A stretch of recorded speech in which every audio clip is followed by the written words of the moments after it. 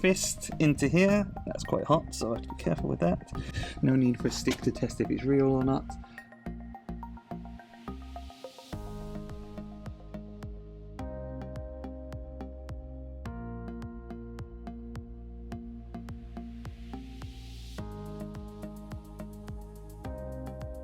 Welcome to Tech in the Car. In this video I'm going to talk to you about the Audi RS3 Saloon, part of the A3 Audi family. I already made a video which you can click on above to check out, but I thought it would be a good idea to go into a bit more detail, show you the exterior, talk a bit more about the features and give you some footage of the car being driven, showing you how all the assistance systems work together. So I hope you enjoy this. Please leave a comment down below and let's get into it. In this video I'm going to talk to you about the technology in the 2017 to 2020 Audi RS3 Saloon, which is also the same on the A3 and the S3 Saloon and hatchback versions, or Sedan as they're called in America. If you look at the front of the car here, you can see some obvious traits. So first of all, you might notice at the bottom, this is the adaptive cruise control sensor right here, which allows the car to keep at an equal distance behind the car in front without you having to actually press the accelerator. This is one of the features which makes the car almost self-driving, along with a lane assist which uses cameras on top of the windscreen, which I'll show you in a little bit. There's some footage which I've included of the car being driven as well, so you can see how it all works.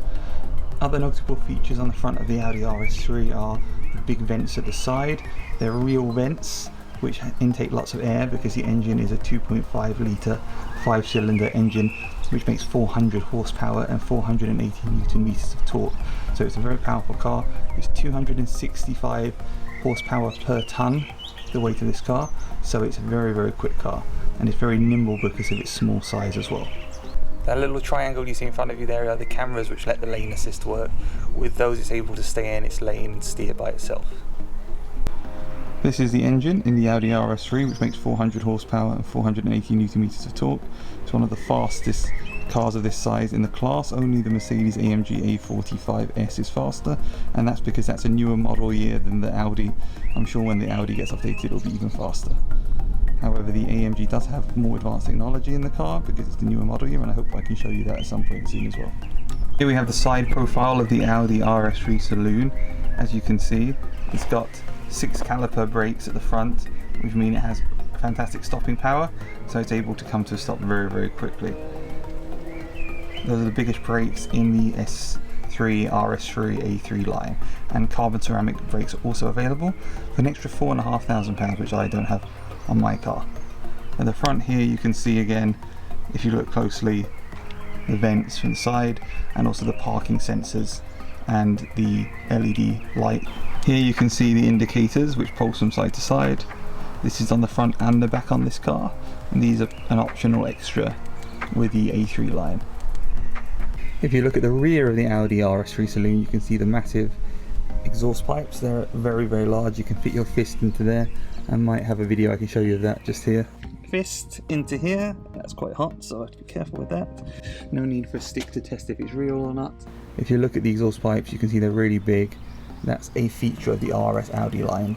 Again, the indicators, you can see they pulse when you unlock them. This is now very common on all new Audis. However, the front indicators that I showed you are not so much. As you can see, I've got an aluminium trim around my exhaust at the end here. That's an optional extra that I went for because I thought it looked better with the blue, but you can get it also with a black pack, so it's all blacked out, but I very much like the aluminium. I think it set it off nicely. And there's also a black rear spoiler, as you can see on this car. In the car now, you can see on the left you have the lane assist and adaptive cruise control settings, which you can select on the side.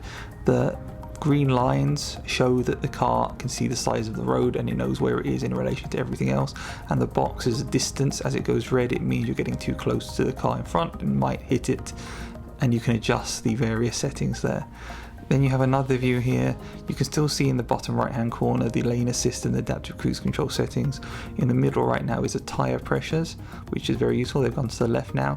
If you ever go over a pothole and you get a tyre puncture, you'll be able to know about it there. so it's a useful feature to have. You can adjust and go through different settings, so you've got lap times.